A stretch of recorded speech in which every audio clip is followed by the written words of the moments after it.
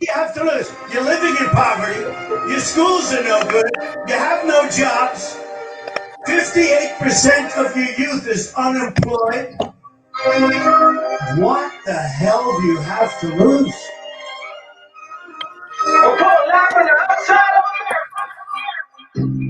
Mama let me sip the 40. I was just a shorty. Then I started spitting garlic, and they said record me. I feel like this shit was for me. This shit is my story. Yeah. John at the porch. I got a porch, but look at that. I'm on the block with the kids at home, my own, of course. Yeah. I see my mom and dad separate. I'm talking divorce.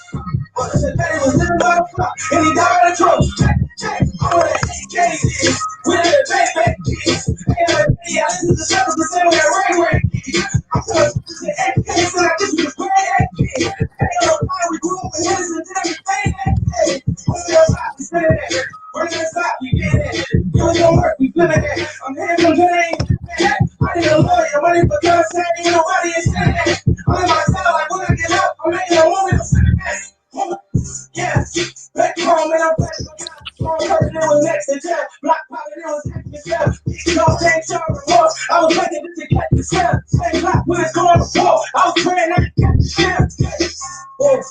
We didn't talk for $1,000 nights. Living like we trying to die tonight. Got 47 money. I'm jumping on my car money. Son, like it's trying to work. All these said you fucking a block. I was mad, I was trying to fight. Nigga, we go. Money at work, then he dead. Nigga, we go. Stomach going like that. He going to bed. We go. What's you me on my friend's head? Nigga, we go.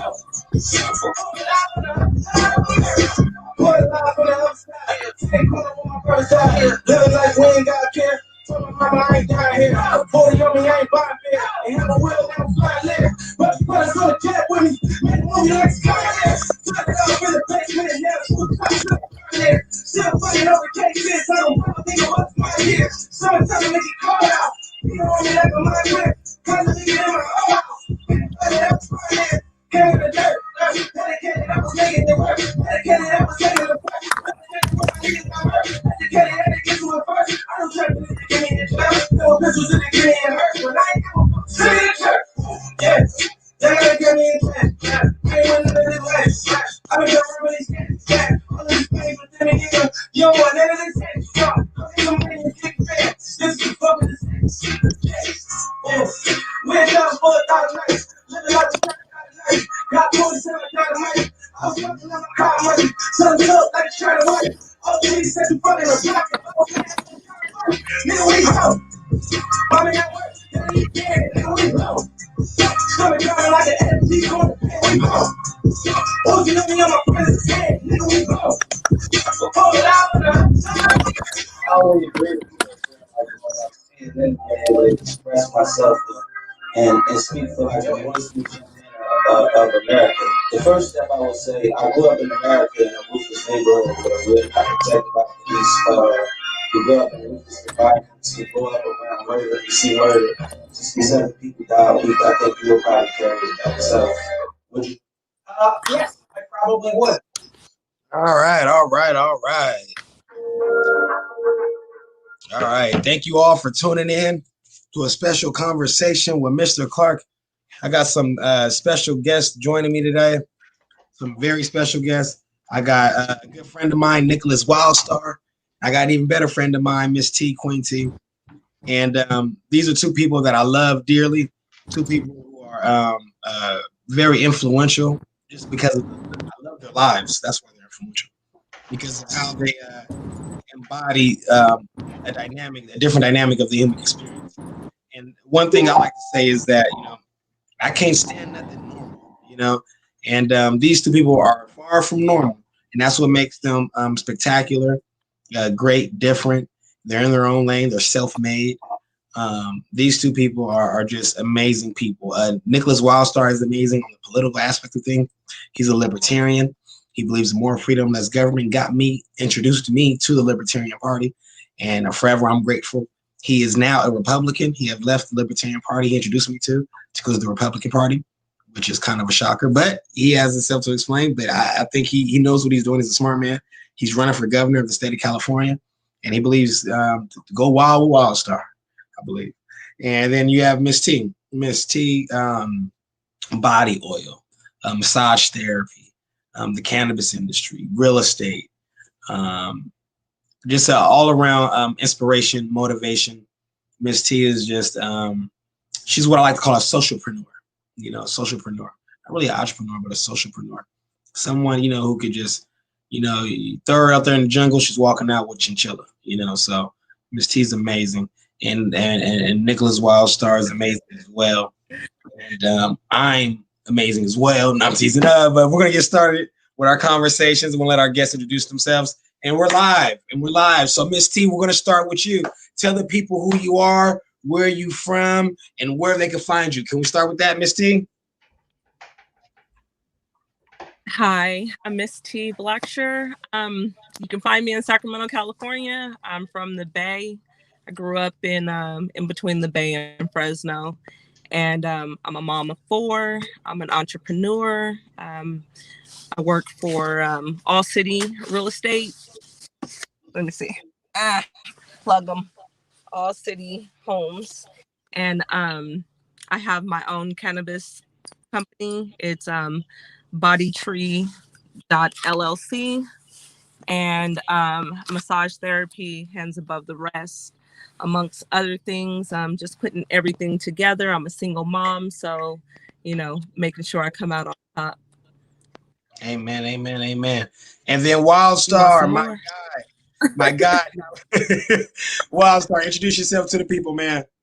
What's up, everyone? I'm Nicholas Wildstar, candidate for California governor. As Devontae said it, I am a libertarian activist, longtime advocate for the Libertarian Party, and 2018 candidate for California governor. And that I'm running again in 2022 as a Republican, a libertarian Republican in the likes of Dr. Ron Paul, to bring back the principle of liberty that our government should be representing as a representative government, as well as bring back the principles of the Republican Party, which is to stand for individual freedoms and limited government. And that's exactly where the Libertarians and Republicans agree. And hopefully everyone that is a supporter of a limited government and more individual freedom will be supportive of that as well. So I'm hoping anyone out there that hears my message chooses to support my campaign, no matter where you are in the country. I'm in need of your help. I'm a grassroots activist.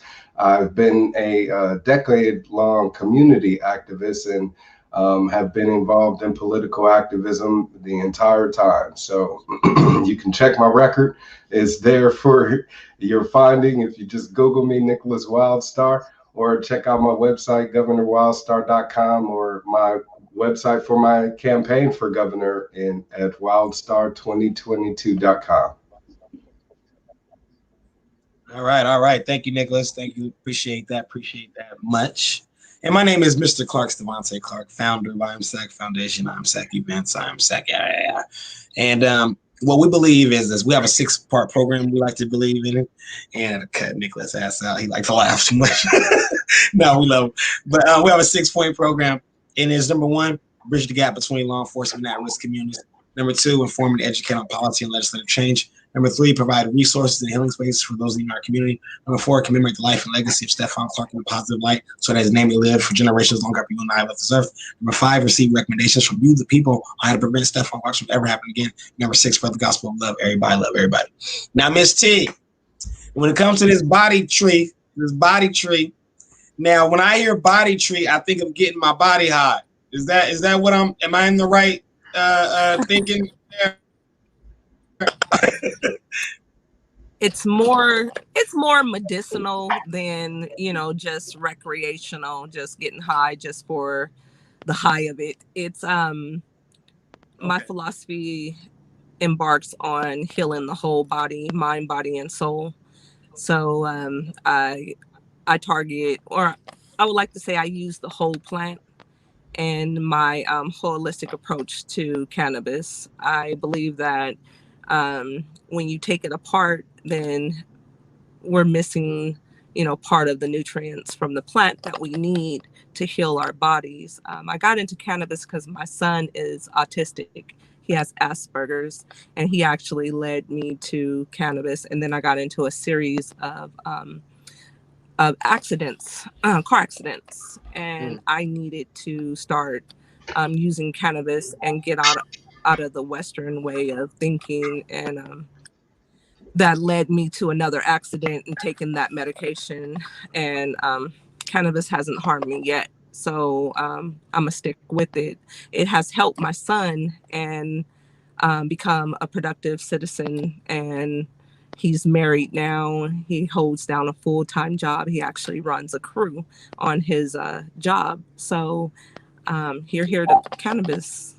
Body Tree, the idea behind Body Tree was, from the roots, from starting from the ground and growing this plant and maturing it and reaping from the harvest of the plant.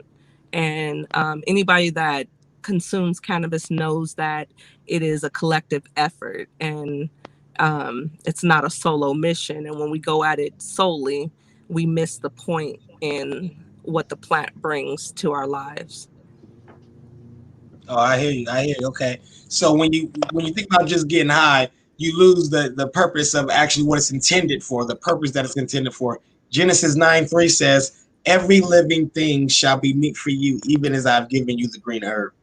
And it's pretty much a meat for your body. It's some thing like protein, in a way. And it's not about just getting high. It actually helped your son.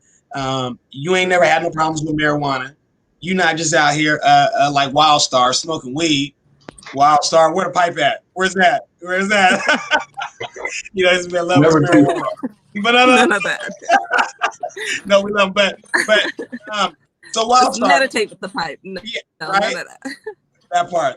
So Wildstar, are you for? Because I know you're running for governor. Are you for the recreational use of marijuana and not just legalizing, or what about? How do you feel? Because I know libertarian motto a lot is decriminalize, legalize drugs. Criminalize. Yeah, decriminalize pretty much everything. Yeah, I mean, you can say legalize, you can say decriminalize, however you want to say it. Your stance is if you want to get high, get high. Different things. To legalize it is to basically government say that you now have the permission to do such a thing when you always have. It's your body, it's your choice, and as an individual, the choice of what you consume should always be left up to you. So the war on drugs has proven to be a failed policy, government policy. It's ruined more lives than it's helped. And it's put people such as Miss T in a dangerous position to where she could be looked at as a criminal by the same system that is put in place to protect her. And as an entrepreneur, she should be able to go out there and earn a living for herself. It shouldn't be looked at as a crime. And she should have an opportunity to provide for herself and her family, especially since she's seen benefits of its use in her family itself. By treating her son with it. And that's actually how I came to advocation here in the state of California, was for medicinal use. So you had the passage of marijuana laws here in the state of California, all under the guise of, again, first being accepted by the public for medical use. And for years, it stayed that way until we saw other states in the union start to legalize marijuana for recreational use. Now, to decriminalize it is just to say we're not going to prosecute you for it. It can still remain. Yeah, decriminalize is another word for, okay, here goes a citation or a warning or some shit. Legalize. If they're going to legalize it, it's federally. It's good. It's great for everybody.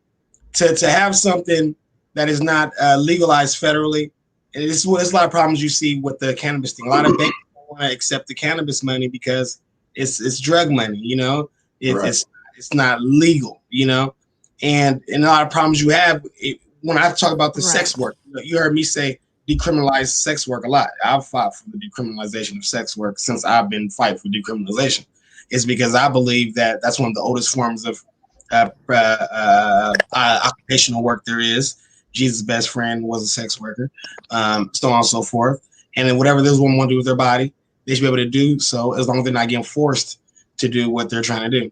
And we call it, in our libertarian, our civil libertarian family, we call it survival sex because they're only doing it to survive. It's like a lot of people are taking the medicine to survive, are selling the medicine to survive. And I believe if these pharmaceutical companies could make billions and billions and trillions and zillions and off killing people and raising the drug prices and rates and getting away with all kinds of schemes and frauds, we should be able to legally help and feed our communities through Black-owned LLCs such as Body Tree. Miss T, when it comes to the Body Tree, you make butter, you make all types of things. What are some of the things that you could make with this and infused cannabis? What are some of the things that you specialize in when it comes to healing through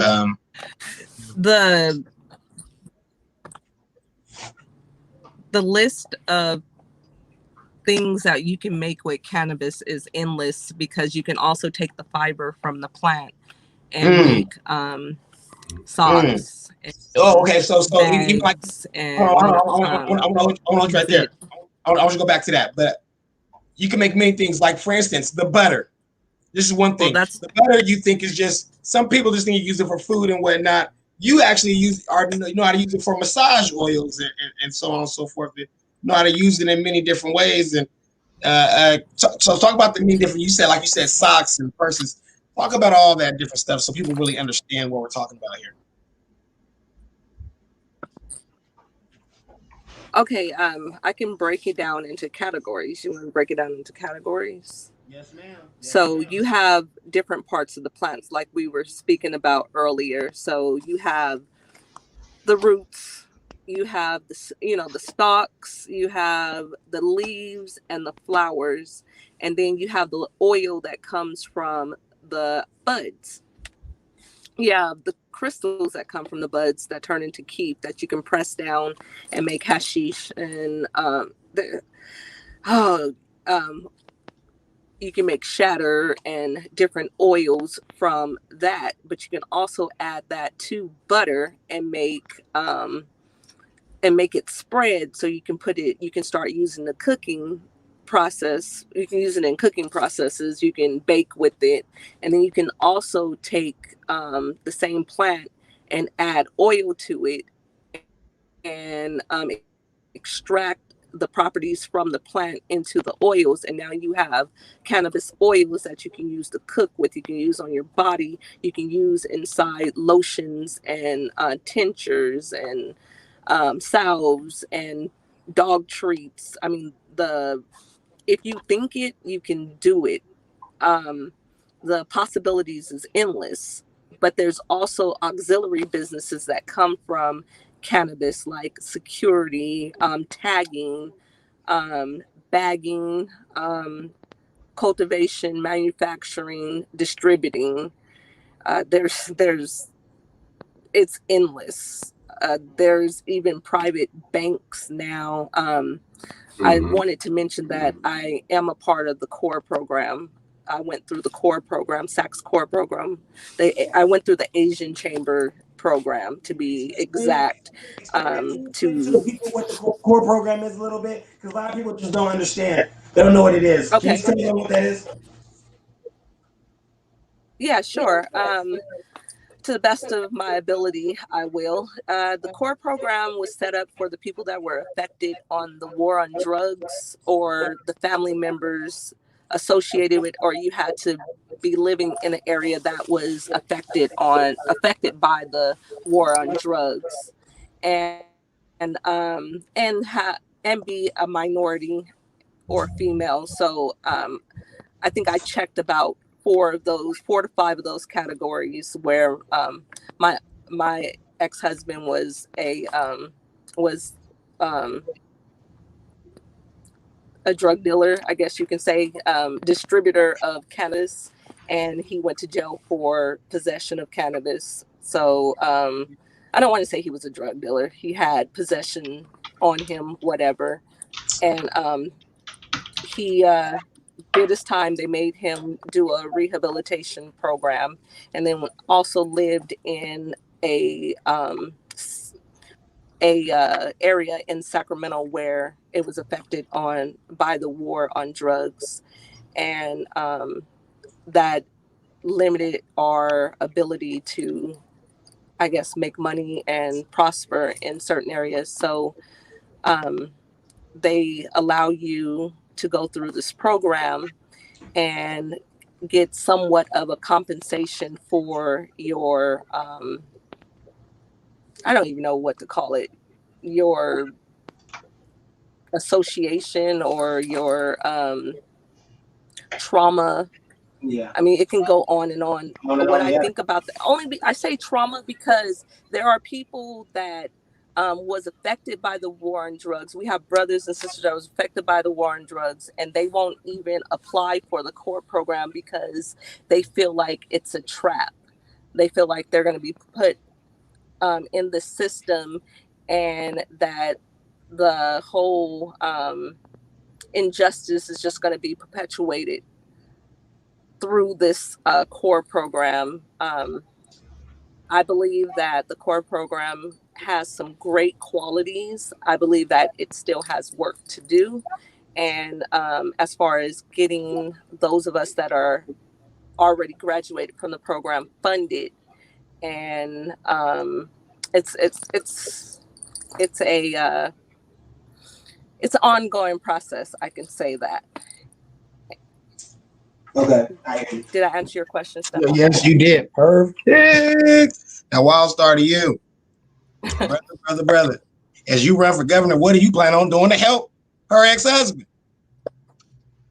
Well, definitely make sure that people like her ex-husband aren't put in jail anymore for trying to provide a living for themselves.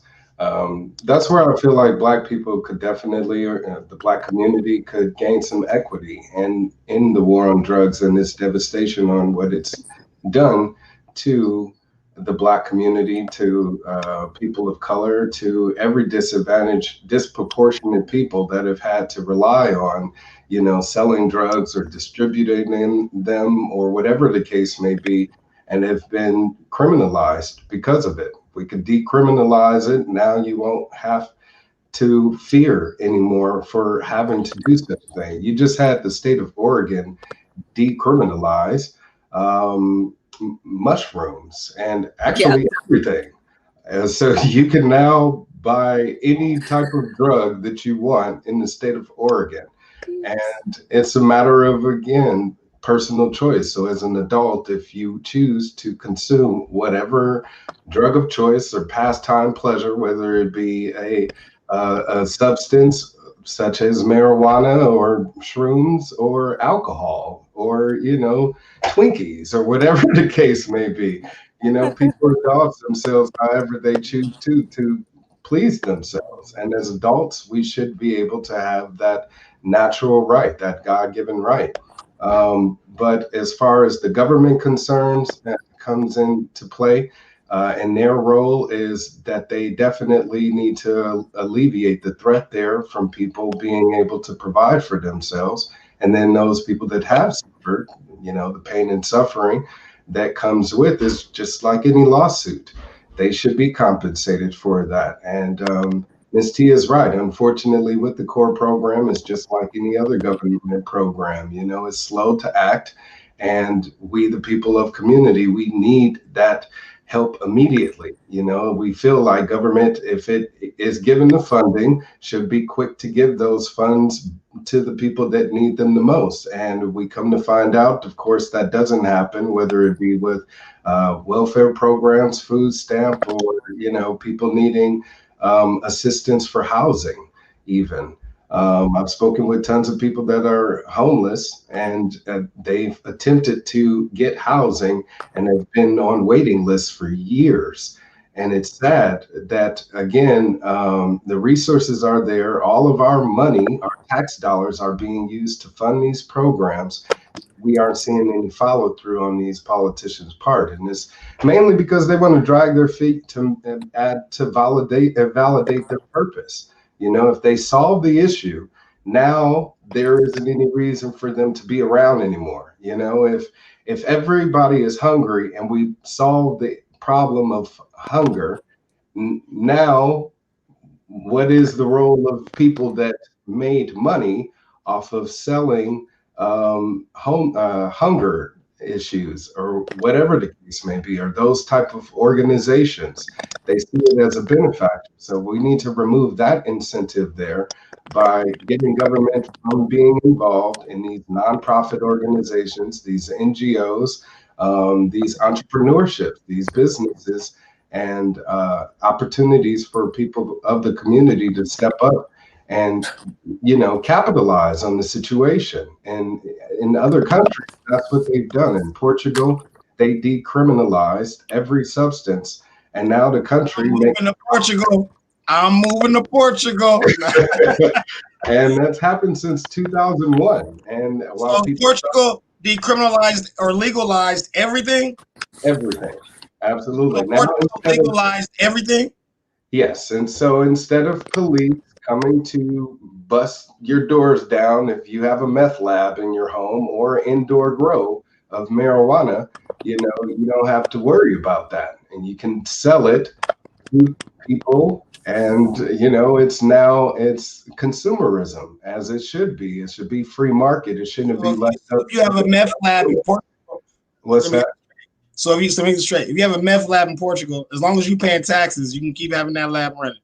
Absolutely, and people can continue to purchase it, and that removes the threat of the black market drug dealers, the ones that truly pose a threat. And imagine going to CVS and being able to buy methamphetamines or coke or, you know, whatever the case may be, over the counter safely, where you speaking with the physician, someone that's going to provide you with the proper dosage that isn't going to lead to your death. And that's what happens right now. That's the threat of buying drugs on the street, is you may be buying something that is unhealthy for you to put into your body. Now, of course, with every drug dealer, they want to make sure they have repeat customers. So they want to make sure their drug is as safe as possible. So that takes the threat away from producers, manufacturers. That's what we can start calling them and identifying them as, because that's exactly what they are. They're a producer of a product that we, the people, are choosing to buy. And we're starting to see the acceptance of that in the generation that's coming to power now, and that's us. You know, the generation that has seen the effect of the war on drugs, what it's done to past generations, and what it threatens our future with. And that's with less economic opportunities, that's with less freedom, since we'd be jailed for it, no matter where you are or what you're doing. And of course, it'll give us an opportunity to, as I said, gain some equity and something that's now being controlled by big corporations. Big Tobacco has branding and patents on certain cannabis products, you know, and certain names as well. So when the products come to market, you know, if it's called Big Bud and it's registered and, you know, by Big Tobacco, you got to pay Philip Morris. And so those same companies are going to be in control of the market. And if we want to see the opportunity of the average person to be able to have an opportunity to get involved in the market without paying exorbitant fees, like what I want to do is eliminate like the business licenses. You shouldn't have to obtain a license to open a business, you know, and it's insane for you to have to spend thousands of dollars, if not tens of thousands or more, just to start a business. How most people can't afford that. And what she was also talking about, having banks make it available for the cannabis market to do legal banking. I would like to create a Bank of California where we, the people, are investors and creators of that bank. And now, you know, a legal owned medicinal or marijuana shop, whatever you want to call it, that's selling whatever the case may be, they can do legal banking in the state of California since it is a mostly cash business. Now we're able to take that cash on hand, give $0 loans to people of the community that want to start their own business, because usury is against natural law. We shouldn't be making a profit off of people who need money. Right. Give them that loan, give them a $0 loan, give them an opportunity to pay that back. And then once it does, it reinvests into the community, and they know it continues to pay it forward to help out everyone, not just themselves. So there's more equitable ways for, again, everybody to benefit from it. And I would like to have the opportunity to open that door as governor. Amen. Thank you for that. Can I comment on that? Yes. Piggyback on that. There's a lot of part of the core program that are rallying together to do what is called an incubator program. We want to be able to take what we learn and reteach it, and educate the youth, educate single moms, educate just the world on the usage of cannabis and the different products that can be made. And because there's a lot of people that can't afford the products that are in the store. A little 2-ounce jar of salve can cost, anywhere from $45 to $95, depending on what is in it, quote unquote, what's in it. I like that. I like what you said about equity, social equity. We need more of it. Our people have been divided for a long time, and the narrative has always been that African American people, brown people can't work together, and we're in the business of proving them wrong. And I think it starts with the collective, and we can't work by ourselves. Like I said before, we have to work as a unit in order to get the measures passed and our voices heard, and to show this world that we're serious about what we're doing, and that we do need the funding. And we do need it at zero interest, and we need partners. We need people that are like-minded to partner with us and see our vision and to help us carry it. Where the core program left off, we need individuals to come in, investors to come in and pick up those, the ball, and help us run. It takes a team, and that's the only way that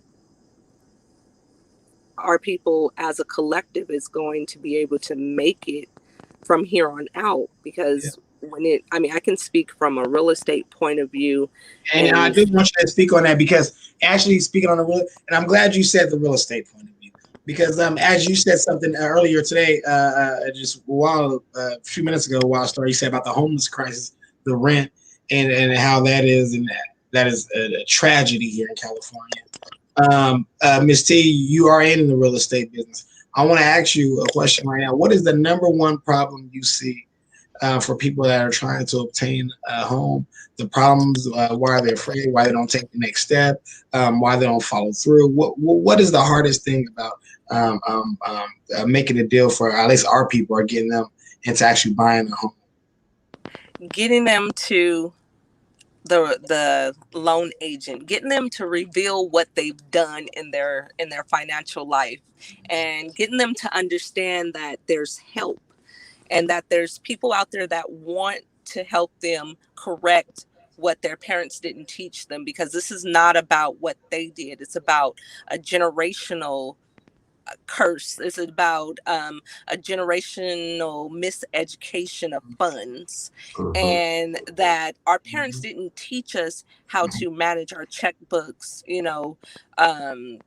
didn't know themselves for the most part. And I can speak as far as my heritage or whatever. We do come from a consumer point of view as African American people, and we need to stop consuming, and we need to start producing, and we need to start buying doors, and we need to buy doors as a collective instead of having this this narrow mind state. It's a mess. For the longest time, we've been redlined, and we've been purposely driven or locked out of neighborhoods and locked out of loans in order to get into neighborhoods. So it's not just our generational curses, it's curses that the society has put on us on purpose. And that's going to take, like I said, us speaking up and saying enough is enough. If we don't do this, we as a society will be doomed. The next thing is, right now, the problem that we're having as real estate agents and brokers is that there's not enough houses for the amount of people that are purchasing. You would think in a pandemic that people would just be sheltering in place and staying put. No, that's not what's happening. People are buying up America. They're buying up the South. They're buying up Sacramento. People are still coming from the Bay Area, and New York, and coming and buying up Sacramento. They're starting to buy up Stockton now. So a destitute city riddled with crime and drugs is about to blow up. Mark my words. The thing is, it's because it's still affordable to live there. So, like I said before, it would behoove our people to bring that money together, start buying up these apartment complexes that are run down, in these lower areas, and putting programs into the centers inside the complexes. Yes. Children having after school programs, having dance programs, having Stefan houses at the apartments, girl. Exactly. Entertaining the children on a different frequency. Yes. I believe, girl, gentrify our own hoods before they do it. You know what I mean?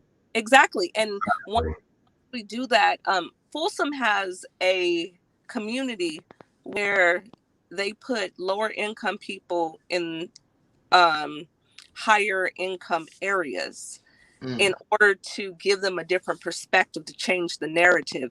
The problem is, right now, the average home price is like I'm going to say this loosely, so for all the realtors and brokers that might be listening to this program, roughly $350,000 is the baseline on real estate right now.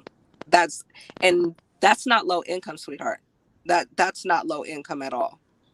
I don't know. It's more than that. I thought it was gonna be more than that. That's crazy. It is steady climbing because you have an influx of people bidding for the same property. So you have properties that are going that should be honestly $165,000, if you may, going for $400,000 because that's what the market would allow, and the market only allows what you will spend. Everybody just stopped spending and said, "Hey, this is ridiculous." Then everything would have to be reevaluated, and that's why I believe in the power of unions. Can you imagine how powerful us Black people be if we had a national renters union? You see what I'm saying? Like a national. Do you know how much property we rent in the United States of America? You know what I mean? We pay their mortgages. We pay their property taxes. You giving us somebody said in the thing financial literacy classes right now. Yes. Yes. And I want to ask you, Wildstar, because we got to throw it on you now because you're a politician, goddammit. What are you going to do about the housing crisis. What are you going to do if elected to solve this problem in America when it comes to our people not getting what's equity, not getting our equity, not getting our fair share of the pie, not getting what's owned and entitled to us? A white man's heaven is a black man's hell, you know, and we need to change that narrative. We need to change that, you know, this is America 2021. And they're trying to give us a little funky $600. What you gonna do with that? You know what I mean? You better buy a commodity. They better do what Miss T is saying and invest that money wisely. Invest that money wisely. Absolutely. I mean, that's the thing is when you talk about us being economically literate, it's the fact that we've not only been kind of pushed out of those type of circles where it's understood and, you know, it's amount of elevation amongst the community because they do help out each other. They do make sure that they're taking $5,000, $10,000 and investing it into their business, their family business, and then they give that money back to the community to then invest into another person's business. We don't have that. So it is more so dog eat dog. And so if you Wildstar, as somebody's running for office, you know, we need this problem solved when it comes to this housing crisis. Mm-hmm. More black homeowners. We don't need everybody buying up all the property, so that way we got to rent from everybody. You know, for generations to come, we can't even own a piece of the community, the neighborhood that we're from. So, what are you going to do if elected as governor? You know, against Gavin Newsom. What you guys like to call him, gruesome Newsom? Yeah, gruesome Newsom.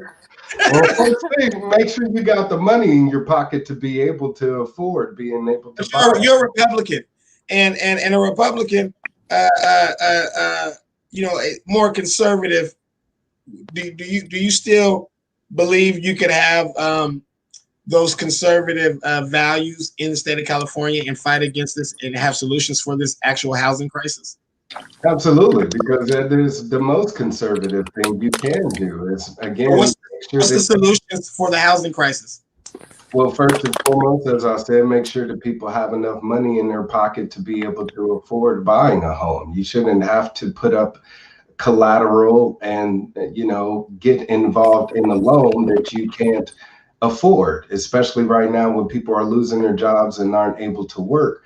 How can you take out a loan from a bank to buy a home that you can't even pay for? So eliminate taxes. That's what I would like to do, is just put a suspension on taxes, collection of taxes while I'm in office for the next 4 years.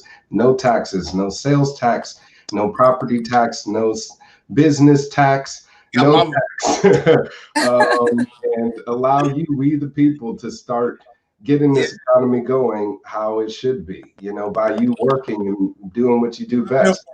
Yes. And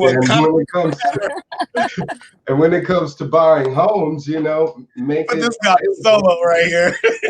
Available to where Black people are able to have an opportunity to take out loans through this People's Bank of California, through my Gold New Deal, and buy a property, because you have a lot of property investment companies. Hold on, Wildstar. Tell the people what your Gold New Deal is, man. Well, the Gold New Deal is like corporations making the money off and the profits off of reinvesting into the community or getting into renewable energies. We the people do by investing into it ourselves. So if we used our collective bargaining to create a bank, now we can have a bank where we can bank with cryptocurrency and precious metals like gold and silver and other currencies, as well as, like I said, open the market to where you can do banking for the cannabis industry legally. And we would get the profits from that. We would also have a state-owned, people-owned utility company where we would have our own power and water free of charge. And so we don't pay taxes. We don't pay for SMUD. We don't pay PG. We don't pay for lights. We don't pay for gas, water. We don't pay taxes or nothing. Nope. And if I have my way with Miss T, with creating hemp homes, you wouldn't be paying for homes either. And these would be self-sustainable homes, since you can also. I have a whole plan for that. Yes, as well. And think about it. If you have an 18-year-old that's out on the street, they don't have anywhere to go. You know, they got kicked out of their parents' house or whatever the case may be. They can't afford to go to college because the cost is too high, so they can't afford housing there. If they had a state, a public provided home that they get to stay in yearly, you know, and hey, depending on how they progress, depends on how much you pay to stay there. But it's a state provided home. It could be like a rehabilitation center. If you don't go there, take your ass back to jail. And yeah, exactly. And you know what we talked about, the Clark Family Act, that would play a part of it also, because we can create those Stefan houses, those community centers throughout the state, and make them readily available to those youth in need as well. I have a thought behind that. So there's a lot of youth that are not in trouble. There's a lot of youth that have parents that just can't afford to keep going with them after a certain age. And, you know, I always hear the conversation behind, you know, rehabilitating people. I was one of those youth that, you know, my mom left when I was a certain age. There was no drug problem per se. Well, there was, but I didn't know about it until after the fact. But the whole thing was I had to provide for myself. I didn't become a ward of the state. It was just something I had to do. So there's different.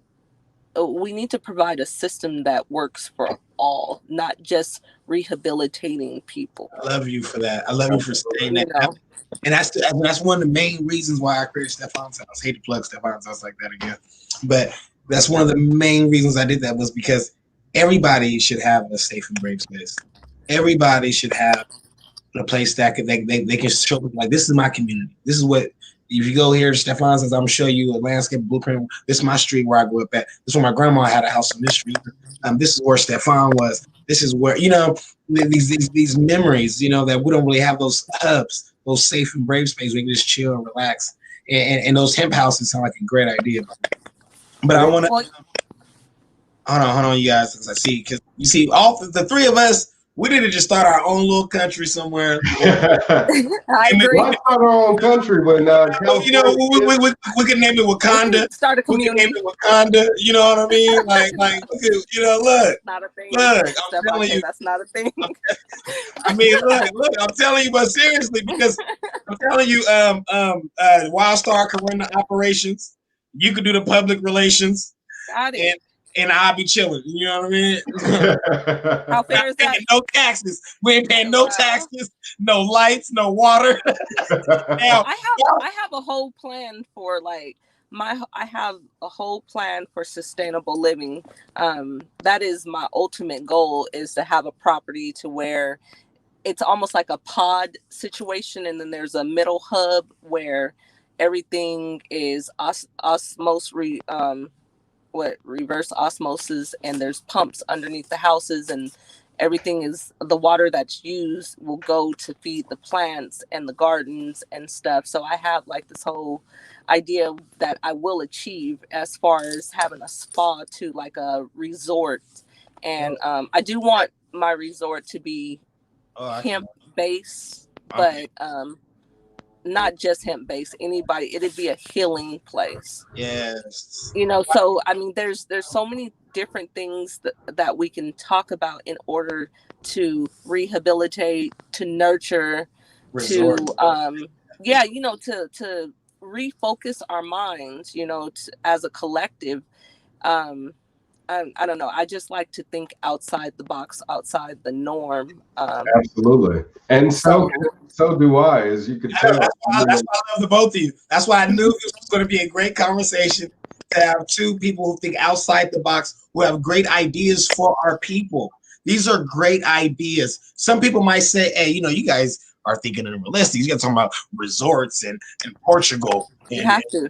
And yes, we have to think big. We have to think huge. You know, I can't force nobody to if they like doing cocaine, I'm gonna tell them to stop. But I can't force them to stop. I'm not their daddy. I can't tell them. I can't tell that grown ass man to stop doing cocaine or methamphetamine or syrup or Xanax or Norcos, or I can go on and on.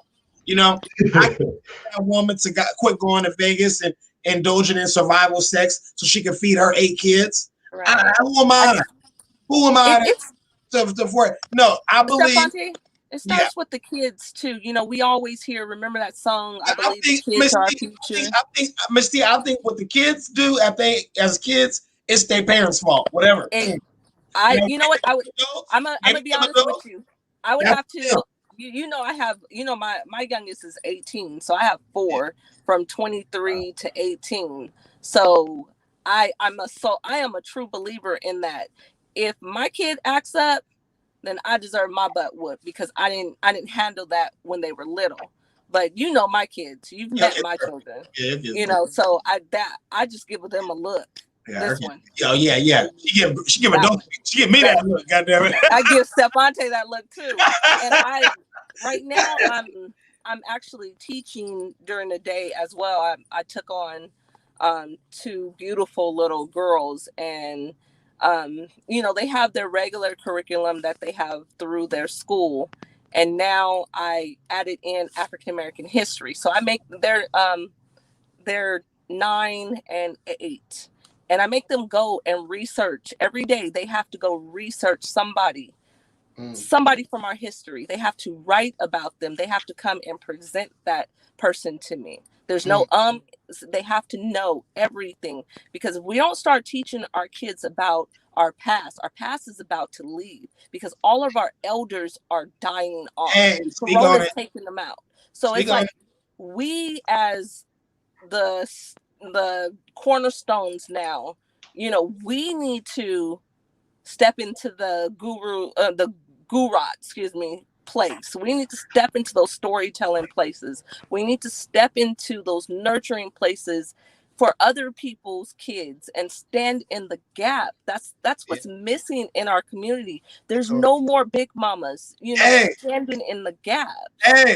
You know, there's no more big papas, you know, pulling people by their ear. Everybody want to be so defensive about people correcting their kids. And that's the problem right now. We have there's no Miss Odessa down the street that's getting ready to tell on you that can whip your butt.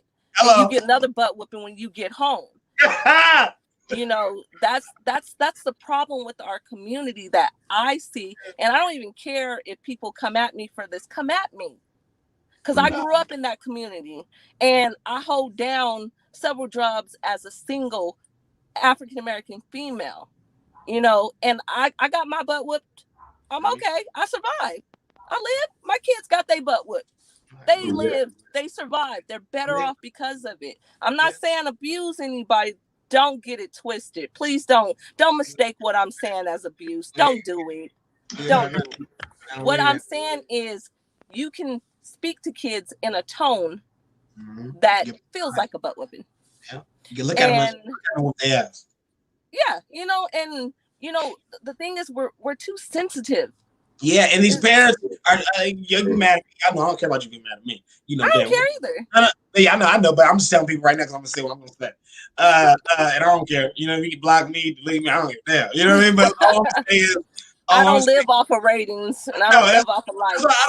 I quit caring. You know what I mean? After 2019, I was like, man, fuck these people. No,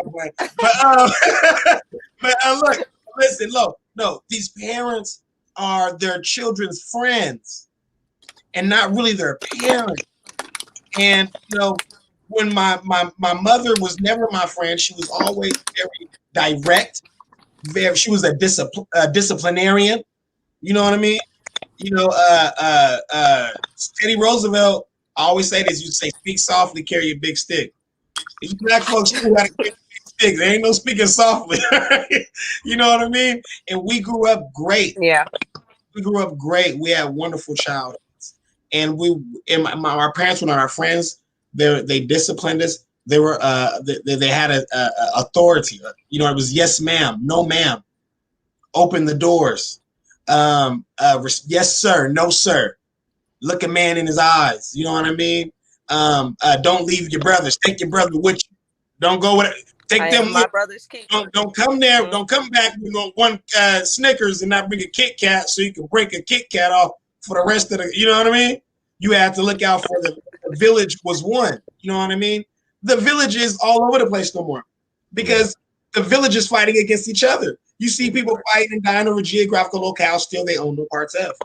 You know, and a lot of these gangs, I don't know if people understand, they started out as community organizations bringing us together to fight the real oppressor, the real criminal justice system. You know, in the justice system has failed our people so miserably. I don't want to get into that. You know, the housing crisis, I don't want to get into that right now. You know, I just want to talk about what right now I want to end this conversation off because we got about 5 minutes left because we discussed a lot. Okay. But I want to look back at the end of this year on December 4th, 2021. I want to say, what did we say we want to get done and see right now, January 4th, right now, 2021? What do we want to see for the rest of this year happen so that way the rest of this year can be the best of our year? And let's go back and do another podcast, three of us, December 4th, and see if we got what we said right now on this podcast on January 4th, 2021. I'm going to go first. And what I tell you, the rest of this year is going to be the best of my year. And I'm going to establish Stefan's house. And hopefully we're going to get the Mike Browns and George Floyd's and Breonna's house, so on and so forth. And that legacy will live on, a positive life for generations long after you and I have left this earth. Miss T, it's on you. What I want to see is generational wealth coming together.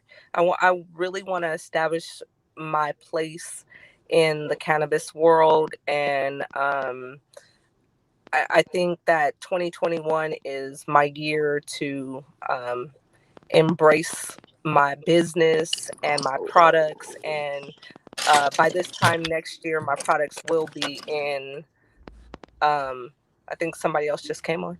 Yeah, that's the nephew of George Floyd. Oh, okay. Yeah, I believe that my cannabis business will be, you know, off and running, whether it's my delivery service and my products inside stores. So yeah, that's my goal for this year, is to make sure that is set up, and you guys can see Body Tree, and I got the plug everywhere. Amen to that. And Wildstar, what is your goals for 2021? What do you want to see done this year, Wildstar? Get Gavin Newsom ass out of office. I mean, we've been very diligent in pushing the recall for Newsom, and it's looking like it's going to be a success. So if we are able to get the signatures that we need, we will be recalling him come March and put it up to the vote. And if people vote to recall Newsom, my goal, of course, is to make sure that I'm available as a candidate. So please visit my website, wildstar2022.com. Make a donation. I'm not funded by big corporations or big unions or anything like that. I am a grassroots candidate that is in need of funding from people like you. So I need to make sure that I'm able to get on the ballot for the recall. If not, in 2022, March 2022, which will be here sooner than you know it. So definitely continue to stay involved with me and what I'm attempting to do for the community. Yeah, amen. You know, we tapped in with you, so you're going to recall Newsom, get Newsom out of here. Huh? That's what we're going to do. And then somebody, Scott Schmidt said, beg the Libertarian Party to take him back. Oh, God. I've still got a lot of people in the Libertarian Party that supported me, so I'm very thankful for that. Oh, we love. Okay. I got my brother just joined in. Cortez, man, my man Cortez. He's the nephew of George Floyd. He's been walking miles. First off, you know, we're going to end this, but now I'm about to go 5 more minutes. I'll talk to you a little bit, Cortez. And then if anybody else got to leave, thank you for joining us. But if you got to stay. You got to know what we say. But Bye, guys. Have a good okay, I night. love you, Miss T. Love Good you. talking to you both. You All right, well, too. Bye. all right. So Cortez, tell the people a little bit how far What's you up, been, man. brother? Talk to the people a little bit. Tell people about your journey a little bit, man. Man, I'm sorry. I'm sorry. Man, sorry I'm joining a little late, man. Are you good? First of all, man, I want to say blood don't make you family. Loyalty does, man. I've been standing in solidarity with all the families, even your family as well. You know, when I met you out there in Kenosha, I even heard about it, but then you told me the story, and that just I was able to that inspired me, even hearing words that obviously conversations that we had held, words of encouragement and words of inspiration from you as well. It was just it brought us even that much more closer because we both in the same similar situations where our families or our loved ones was victim of police brutality.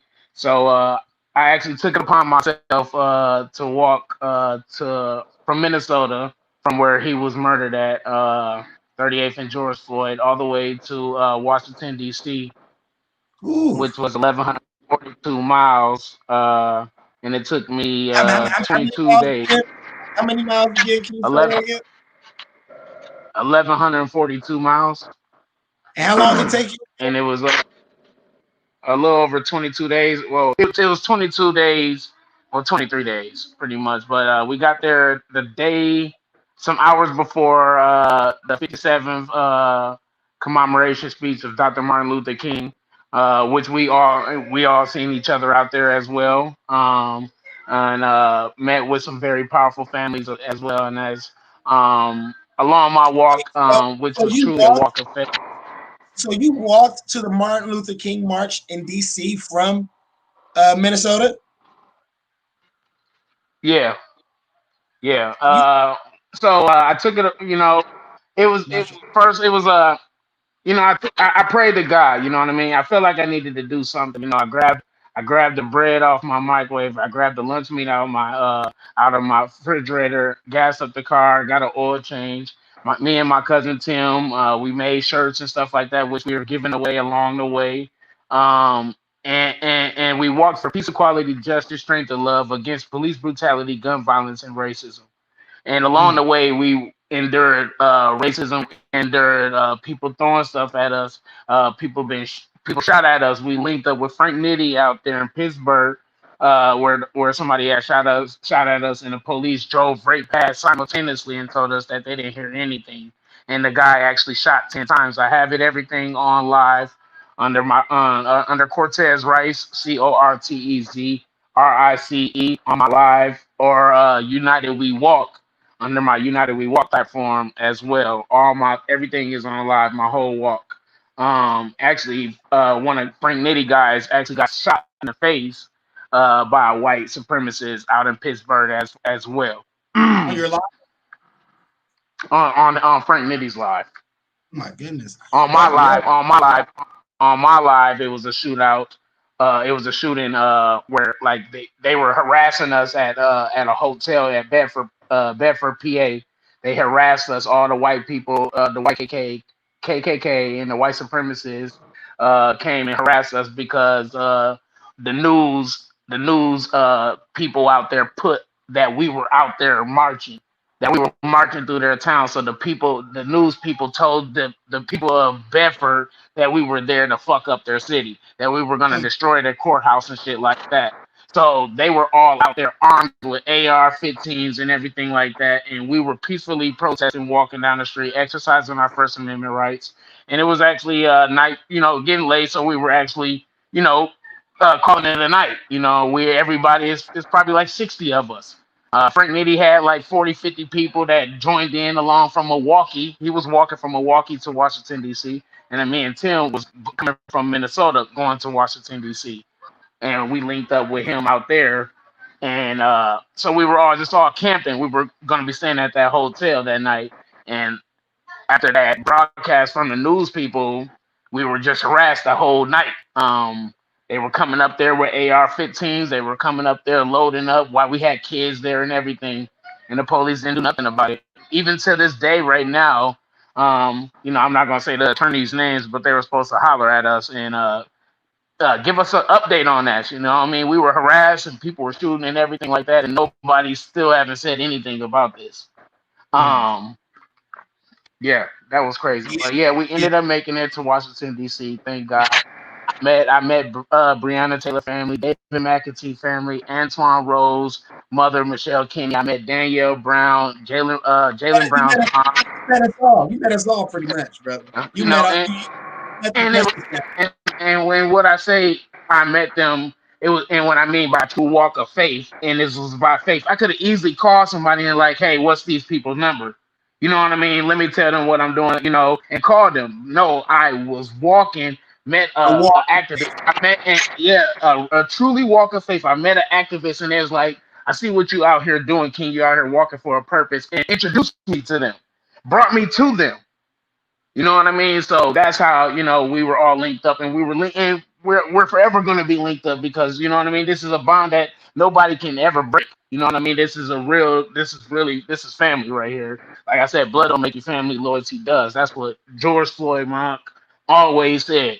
He always said, blood don't make you family, loyalty does. And meanwhile, like I said, ever since he moved to Minnesota, my kids known him only as uncle. He was my kids are 2 years old, they're 9 years old, 10 years old now. You know what I mean? And like I said, How just kind close? of solidarity. And How close were you and your uncle Cortez? me and him was real close. Like to the fact where I was picking him up from work. He'd tell me, you know, oh, I'll give you gas money. I'm like, no, I'm good. And I talked about these stories on my live, where he would hide, you know, $20 in my car door, and I had somebody would get in the car and be like, hey, what's this money over here? And I know he had left the money. You know what I mean? Because I tell him I don't want no gas money. And or you know, anytime he looked out, you know what I mean, he always looked out. Um, these are some things that I have, you know what I mean, as well. Shit, man. Like I said, standing in solidarity with all with other families as well. Marcellus and that family, I will be in Jacksonville, Florida, January 9th doing a march out there for Marcellus and that. Cortez. Yeah. How many protests have you think you've been involved in altogether? How many marches do you think you've been involved in? You can put a number on it. Jeez, brother. Just try to put a number on it, please. Give people. I want people to get an idea. Like 200, maybe. 200. Okay. Yeah, maybe like 200. Yeah. In how many states? In how many states? Shit, I've been almost every state. I've been to almost every state except for New York. You ain't been to me yet. Yeah, I ain't been to Cali yet. Which I will. I am working on my 50-50 tour, which is 50 cities, 50 states, and I will be linking up with as well for sure. I am working on that.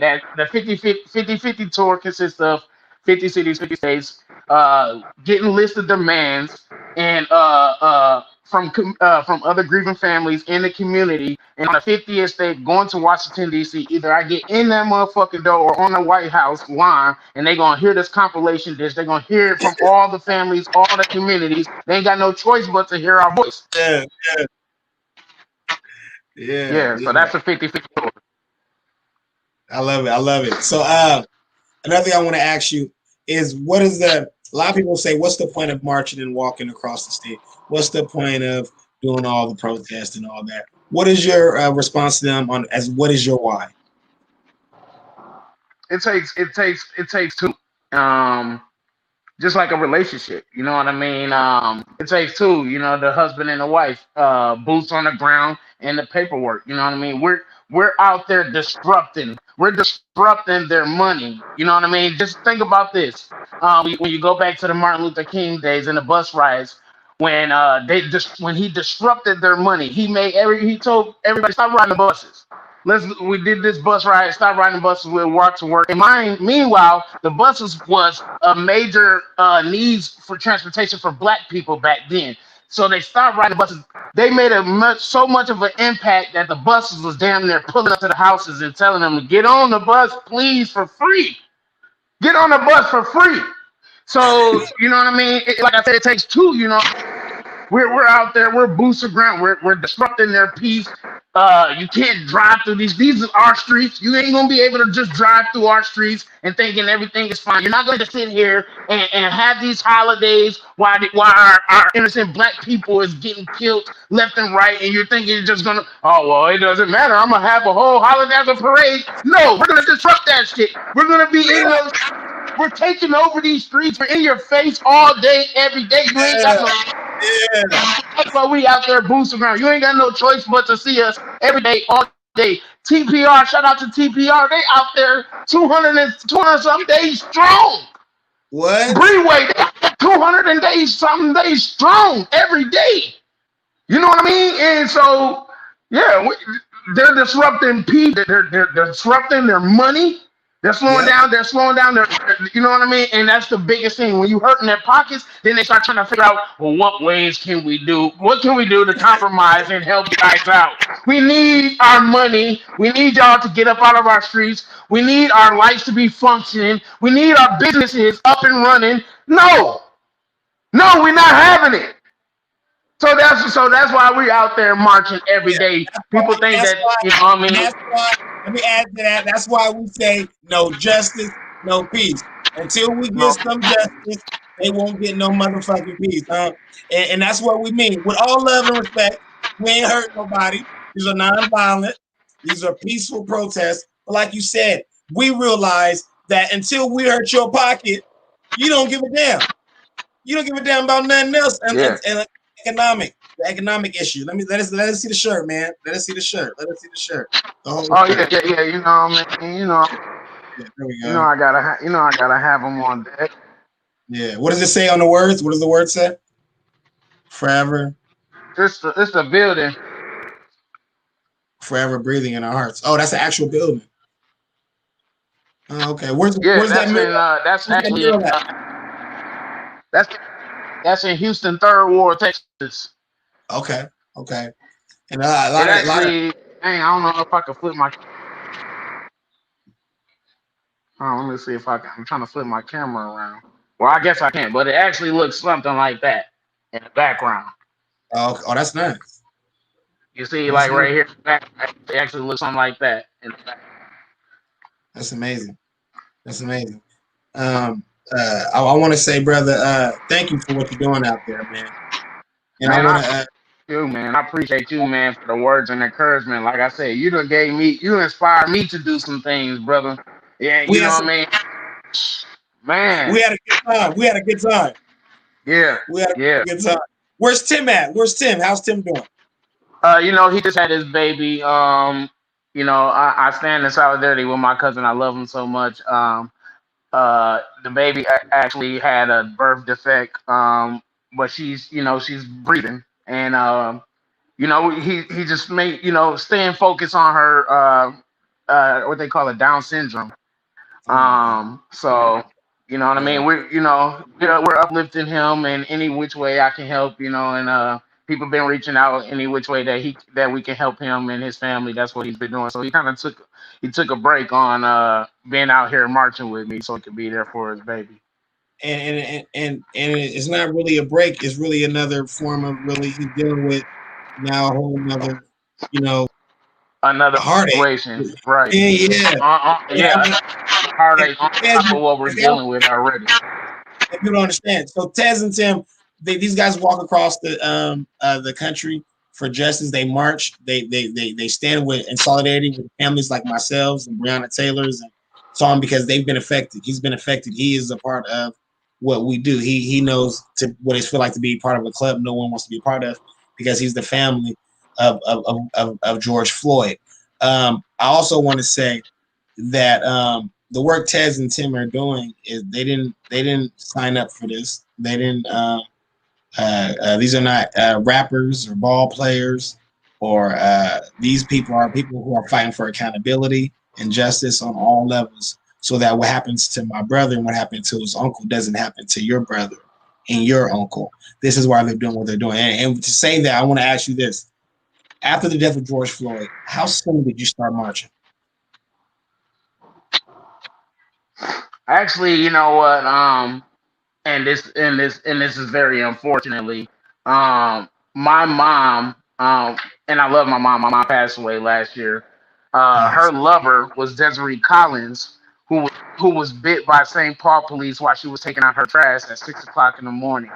So She was beat by St. Paul, Minnesota. No, bitten by St. Paul police dogs. They sent the dogs on her. She was taking out her trash, and on their body camera footages, they were walking through an alley, and the dogs was loose and attacked her while she was taking out her trash, and she has one arm. She has one arm, and she was sitting up there when the police finally arrived to her and the dog. She was sitting up there screaming to the police officers, "Why is the dog attacking me? Why are y'all doing this to me?" And they say, "You were just in the wrong place at the wrong time." Look her up, Desiree Collins, in St. Paul, Minnesota. This was my mom's girlfriend right here. This was just last year. She got bit by the police dog. I think that was 2017. But she actually just passed last year, though. Not to the death of police brutality, but she just passed last year. And I believe due to complications because of suffering, because of the mental stuff. You know what I mean? Where she wasn't all the way herself no more. You know what I mean? After being attacked like that, you know what I mean? And they think they could just hush people away with some money and stuff like that, and think that they think you could give you some money and give you some money, you'll be okay.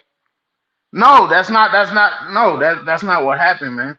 That's not what happened. So drugs, alcohol, things like that could actually kill you too. You know what I mean? They think that it necessarily has to be just community violence. You hear me? Community violence is another thing. We can talk about a lot of the community violence that can kill you as well. These police are sick. Francis said Francis lost her daughter to police violence. She said these police have no kind of sense. You're right. They're killing us. They're killing us, and we're killing each other. We got to stop killing each other so that we'll go hold them accountable. Say stop killing us. So I'm gonna ask you again. How soon after George Floyd died did you start marching and taking to the streets? I took off August 6th. I was marching January, February, March, April, May, June 20th. I started marching for him, and took off walking from Minnesota August 6th to Washington D.C. Okay, so the walking started in August. Yeah. My walk actually started in August though. And that's when Tim and Tez was created. Yes. That's when we had started in August. So when Tim and Tez be reunited soon, or is that just or something? I'm hoping on it. Again at the same time, he, with him, you know what I mean. Put it like this: God put special plans and for special people for a reason. You feel what I'm saying? Everybody objective can't be my objective. You feel what I'm saying? God didn't put this for everybody else. You know what I mean? Maybe it was intended for Tim only to do that walk with me from Minnesota to Washington D.C. You know what I mean? Will he be joining me? Hey, who knows? But at the end of the day, you're gonna continue to see me out here staying boots to ground, standing in solidarity with the families. And I just was because just the other day on 36 and Cedar in South Minneapolis, the police just killed this Somalian brother right here. So I was standing in solidarity with them as well. Oh gosh! And this is just actually 10 blocks away from where my uncle was killed at. Oh wow! That's so crazy. Yeah, the police out here in Minnesota, man, they out here fucking up, man, and we on their ass. I love you, brother, for the work you're doing. I appreciate you too. And I love you too, man. Thank you for having me. Yeah, I can't wait till you come out here to Sacramento, connect with you, show you around town. But I just want to say, the work you're doing, brother. So many people stop marching because they don't walk or they don't do nothing, but because they're part of the moment, not the movement. And you know what I mean? So the reason I'm thinking appreciate you because you're part of the movement, not the moment. And you are staying on their ass. You know what I mean? I'm gonna keep staying on their ass too. We're gonna both stay on their ass, And actionable items. what I mean? And so, like, you know, you got a brother for life in me, man. So we're gonna do this again. And I want to know one more question before I get out of here. I got one more question for you. Right now it's January 4th, 2021. What do you want to see by December 4th? By the time we come back and have this conversation, what do you want to accomplish? Full circle. For December 4th, 2022. 2021. January 4th, next year. Yeah, let's fucking let's do that next year. Okay, by next year, I would love to at least been halfway through my 50/50 tour. And I'm also working on a Youth for Change Center in South Minneapolis, where we will create equality, giving back to our youth, teaching each other history. We will also have an all-black library in there, and the U of M is giving us photography equipment. So we will have photography classes and film classes for kids. So I'm hoping to have that up and moving and running and operating by next year. I hear you, and you gonna get it. And this shot is to that right there. This is to life and legacy. This is to health. This is to wealth. This is to generational curses being broken. The new home is coming. The new resource center. The new building is coming. The new businesses is coming. The new houses is coming. The new jobs is coming. The new money is coming. Love is coming. Hope and change is coming. A better tomorrow is coming. Accountability is coming for life and legacy for generations long after you and I have left this earth. Damn.